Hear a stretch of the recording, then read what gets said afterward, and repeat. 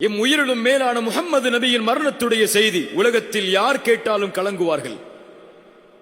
எழுந்திருக்க முடியவில்லை, நிற்கிறார்கள், கீழே விழுகிறார்கள், எழுந்திருக்கிறார்கள், நிற்கிறார்கள், கீழே விழுகிறார்கள். அவர்களால் தொழுகையை நடத்த முடியாத நிலைமை வரும்போது அபூபக்கரை தொழுகை நடத்துமாறு ஏவுகிறார்கள். 3 நாட்கள் அபூபக்கர் தொழுகை நடத்துகிறார் ரலியல்லாஹு அன்ஹு. முஹம்மது நபி உயிரோடு வாழும் போது 3வது நாள் முடிகிறது. 4வது நாளுடைய காலை விடியல் வருகிறது. ஃபஜ்ருடைய தொழுகை. நபித்தோழர்கள் எல்லாம் அபூபக்கருடைய தலைமையில் வரிசையில் அல்லாஹ்வுடைய தூதர் தன்னுடைய அறையின் திரையை கொஞ்சம் அகற்றி பார்க்கிறார்கள். அல்லாஹ்வுடைய தூதர் தன் தோழர்களை பார்த்த இறுதியான நேரம் அதுதான். அவர்களுக்கு தெரியும், இதுதான் என் தோழர்களை நான் பார்க்கக்கூடிய இறுதி நேரம் என்று. திரை அகழ்கிறது. அல்லாஹ்வுடைய தூதர் பார்க்கிறார்கள். நபித்தோழர்கள் அபூபக்கருடைய தலைமையில் படைத்த இறைவனுக்கு முன்னால் சஃப்புகளில் அல்லாஹ்வுடைய தூதர் ஒரு புன்சிரிப்பை சிரித்தார்கள். இந்த சிரிப்பின் அர்த்தம் தெரியுமா? அந்த ஆனந்தத்தின் மகிழ்ச்சி தெரியுமா?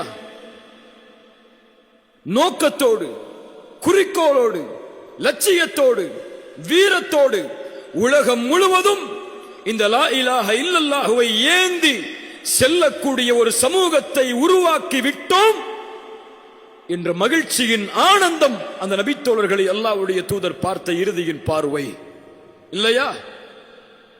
யாரை தலைவராக அல்லாஹ்வுடைய தூதர் நியமித்தார்களோ அந்த அபூபக்கரின் நிலைமை உங்களுக்கு தெரியும்.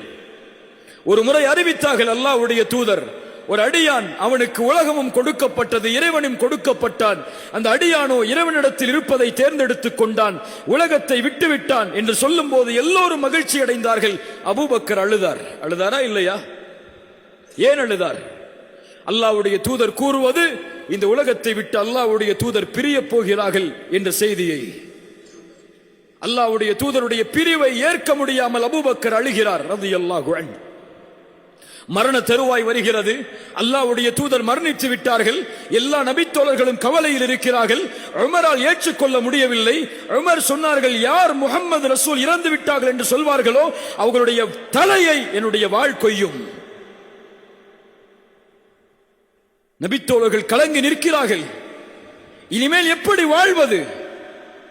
யாரை நம்பி இருப்பது? யார் எமக்கு வழிகாட்டுவது? யாரை பார்த்து மகிழ்ச்சி அடைவது? யாருக்காக எம் உயிரை அர்ப்பணிப்பது என்று கலங்கி நிற்கிறார்கள் எல்லா நபித்தோழர்களும். எப்போதும் கலங்காத அபூபக்கர், எப்போதும் கலங்கக்கூடிய அபூபக்கர் அந்த சபைக்கு வருகிறார் கலங்காமல். வந்து பார்க்கிறார் முஹம்மது ரசூலை. அவருடைய கண்ணில் ஒரு சொட்டு கண்ணீர் வரவில்லை. தன் நண்பன், தன் தோழர், தன் தூதர், தன் நேசர் ஒரு நாள் அவருடைய வாழ்க்கையில் இல்லை முஹம்மது ரசூலை பிரிந்ததாக. அவ்வளவு பெரிய இழப்பு. வந்து நிற்கிறார்கள். அல்லாஹ்வுடைய தூதருடைய ஜனாசா திறக்கிறார்கள், முத்தமிட்டார்கள். உயிரோடு இருக்கும் போதும் மணந்தீர்கள், இறந்ததற்கு பிறகு மணந்து கொண்டிருக்கிறீர்கள். என் தோழரே, என் தூதரே, என் நேசரே. அவ்வளவுதான். திரும்ப சென்றார்கள் வெளியே. எல்லோரும் கலங்கி அமர்ந்திருக்கிறார்கள். உமர் வாளை ஏந்தி நிற்கிறார். சொன்னார்கள், உமரே உட்காரு, உட்காரு உமரே.